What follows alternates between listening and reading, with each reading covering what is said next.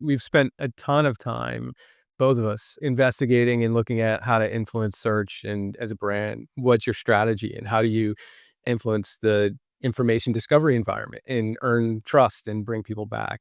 Now, I've seen your frustration with the LLM AI search conversation of like, how do I break into those? But there's a couple of narratives that I want to look at. One is Google is dying because all these LMs are popping up. So I'll let you trash that one.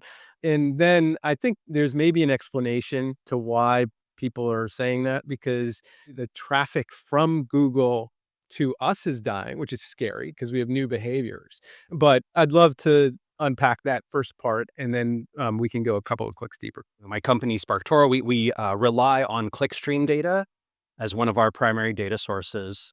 And what clickstream is, it's essentially all the URLs that a device visits in order with timestamps.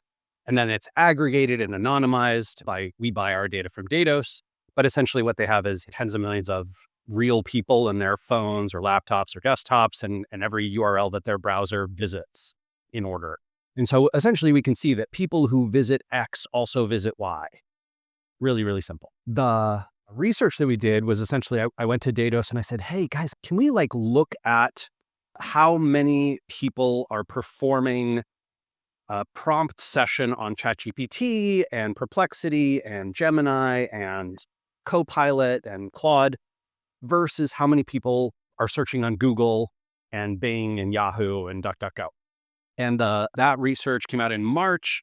And essentially what it showed is that in 2024, for every one time ChatGPT was searched, 373 searches were performed on Google.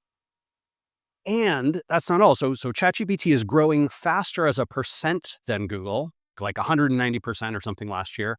But Google, because the denominator is so big, Google grew by 5 ChatGPTs last year. Like accidentally. Pretty intentionally. So last year was Google's fastest year of search growth in 5 or 6 years. And I think that's why they published their number around hey, we're now serving 3 trillion searches a year. And that suggests that unless ChatGPT grows much faster than it has grown in the last couple of years, they're just not going to catch up. Google is just going to be 90% plus of the market.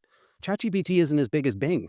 People are not investing any marketing in Bing. So look, I'm not saying don't get into AI, don't get into LLM. You need to as a brand. You absolutely should.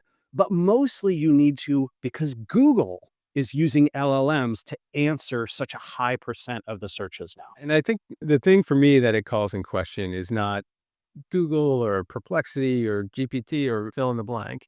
It's more, we used to your point, query, click, explore. And now we open up a session and we were talking about AI mode. You're having a full conversation inside of that platform and not leaving. So as a marketer, if you have a spreadsheet of keywords that you're targeting one by one with informational content, oh my God, there's a reckoning coming for that type of behavior. So maybe you can dig in there because it's important to understand so we can figure out where to go from here. I want to be clear. I left the search SEO world 8 years ago, but I still maintain friendly contact with lots of people in that field. And one of the people who I really admire and like in that world is Ross Hudgens from Siege Media.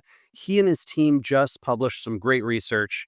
They've got an agency so they have access to hundreds of their clients' analytics software. He published a great study, just published a video about it yesterday, that looked at traffic to websites overall and traffic to homepages. And what's fascinating, Dan, is that if you imagine in your mind what you think would be happening in an LLM-centric world, which is I go to Google, I go to ChatGPT, I go to Claude, and I have this session where I ask all sorts of questions, I have a back and forth, I'm staying in the platform the whole time, and I get all my answers about a product, a market, a space, a problem I'm having.